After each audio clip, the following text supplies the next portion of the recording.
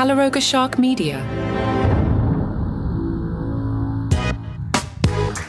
Hello, I'm Johnny Mac with your daily comedy news. Going to start with something different today. If you've been listening for years, you know that I gave Sarah Cooper a hard time. Anytime her name came up, I usually followed it with something like, you know, the woman who pantomimes the Donald Trump videos on TikTok.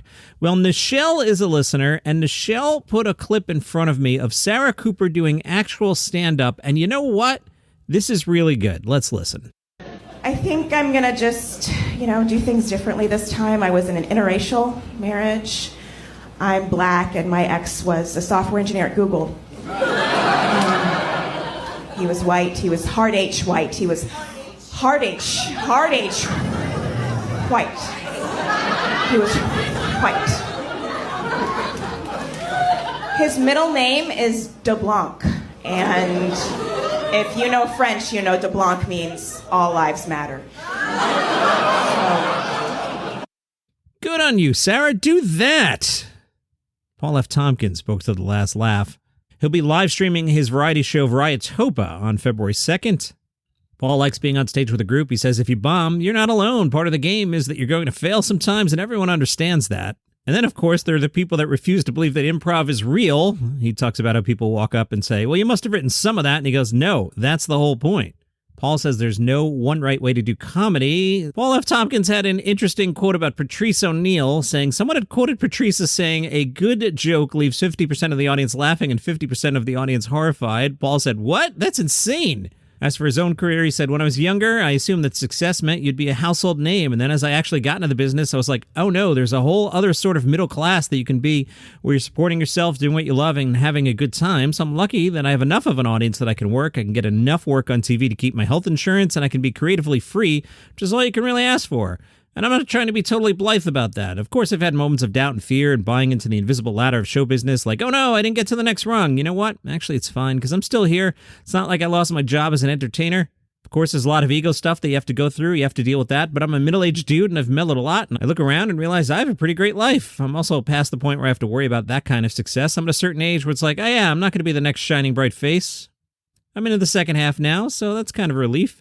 And what I'm hoping for is that in 10 to 20 years, I'll really come into my own as the funny old guy on a sitcom. That's a fine life for me.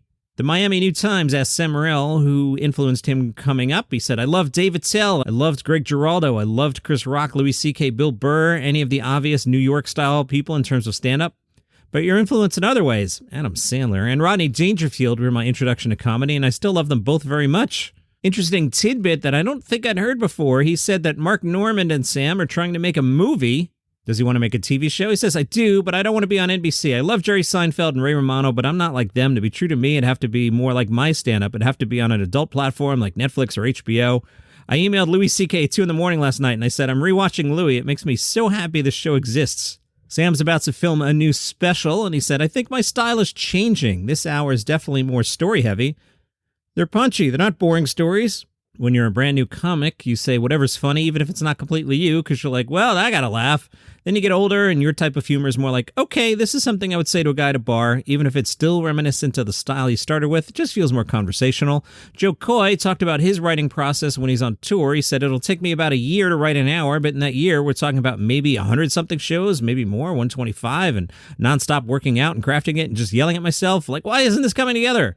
I'll have jokes I've been working on for like 30 shows, and I'm just like, F it, bury it. And you give all your emotion and all your thought to a 2-minute joke just to be like, it's not working. And then there's those nights where you stumble onto something and you're like, oh, there it is. Then you keep it and you work it and tighten it. Then there's ideas where you say, oh, don't do that again. That's the process, and I love the process. It's so crazy to me that people think this is easy. We all know the number one fear is public speaking, and that's over skydiving. Like, there's people that would rather jump out of a plane with a nylon bag on their back than get in front of 25 people in a coffee house and tell a joke. Jay Leno told The Hill he's given up on touching politics in his comedy because it tends to suck the funny out of his stand-up shows. He says, we live in an era now, I don't do politics anymore. An audience is like an orchestra. You're up there and you're getting laughs, then you get into the political stuff and it goes, turns mean. They want to hear what the joke is, whether it's about my guy or against my guy, but they're not thinking of the joke. They're thinking of the implications of the joke. So to me, I just don't do it anymore. I just find it so annoying. I find the audience likes it better. Hopefully they come to a comedy show to get away from politics. I think we get enough of everybody's opinions. It's nice to hear a singer just sing or a comedian just be funny. Jay Leno is today's item on Gossip Corner. He stopped to grab a slice of pizza at a Safety Harbor pizzeria last Saturday. He went to the Nona Slice House right at noon. Owner Jamie told the Patch, "We had no idea it was coming by. It was actually at my house when my manager called and said, Jay Leno's here. You need to get down here right away." Other than it's cool that Jay Leno's there, why do you need to get there? Like, we don't know what to do. Jay Leno's ordering pizza. What do we do? Right? Jay probably just walked in and like, yeah, let me get a slice. It's not that difficult. I just threw clothes on. I didn't want to miss an opportunity. It was pretty cool. Jamie, the manager, tells us Jay Leno was super, super friendly. It's the last day of the last ever Sno Jam Comedy Festival. That's kind of sad. That was a cool festival. 5 o'clock, Snow Laughing Manor, 10 comedians if you want to get out and brave the cold and see that. And then at 7 o'clock, the last show ever at the Sno Jam Comedy Festival ever. Timmy Williams at Club at 224. Your forecast for Sioux Falls, South Dakota today, a balmy high of 24 and a low of 7, but it will be breezy. That wind chill might be tough. Congratulations to Dan Bublitz and the crew for putting on that festival all these years. I've heard about this for a long time. I remember my assistant Rory at Sirius telling me about it. So great job. I'm sorry to see that you guys aren't continuing with it, but I get it. Meanwhile, today at the San Francisco Sketchfest at 11 o'clock Pacific time, Mo Willems and the Storytime All-Stars. Weird Al is on that one. I won't read all the shows. Amber Ruffin at 1 o'clock. Doug Loves Movies at 3. The Pen Pals podcast with Rory Scovel and Daniel Van Kirk at 4. Thomas Lennon is a guest on that one. 5 o'clock, Dave Hill's Caveman in a Spaceship. 7 o'clock, Stupid Songs with Kevin McDonald. The Benson Movie Interruption, Fast X. Ooh, that's a tough choice there. I'll circle back. And 8 o'clock, Triumph. Weird Al on that one, too. All right, if we're going to plan the day, obviously at 11 o'clock, we go see Mo Willems. Then let's hit Amber Ruffin at 1 o'clock. Might as well hit Doug Loves Movies at 3 o'clock. 7 o'clock. Do we do Stupid Songs and Stories with Kevin McDonald, or do we do more Doug Benson, Fast X? That could be a lot of fun. I guess we'll see how much fun the 3 o'clock Doug Benson was and make a decision there. Either way, we're going to leave one of those early because I want to see Triumph at 8 o'clock. No shows tomorrow at the Sketchfest, but it picks up again on Tuesday. The Mary Sue writes, "Few shows brought me the joy that the George Lucas talk show did at the Upright Citizens Brigade. Watching comedian Connor Ratliff run out every night to a David Bowie song, sitting down and saying, 'I'm George Lucas,' was an experience I would not trade for the world. Have you ever watched this thing? It's up on YouTube. It's so much fun. The show was quirky, weird, often had people go into the box office asking where the actual George Lucas was."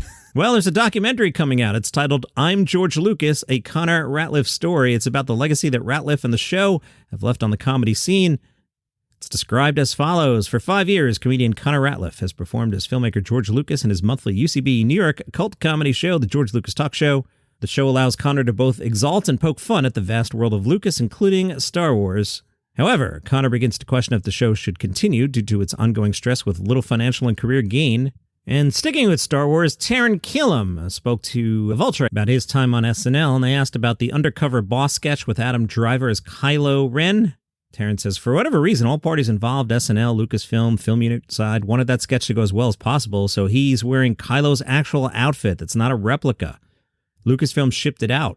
I think Mikey Day deserves the credit for the concept. That night, Bobby Moynihan and I had already written a full sketch where we were the two maintenance guys working underneath the plankway where the dramatic Kylo Han scene takes place, and we're mopping up the floor like, yeah, I don't know, I'm hearing rumbles outside, but I got time coming off, so you know. Then you hear groans and thud, and Han Solo's corpse lands in front of us. We're freaking out, and then Kylo comes and checks on us and is saying, don't tell anybody about this. Nothing happened. You didn't see anything. Mikey was like, yeah, that's pretty good. I think we can find something more fun for Adam to do. And then he pitched the one line, undercover boss, Star Destroyer. They then segue to SNL's upcoming 50th anniversary.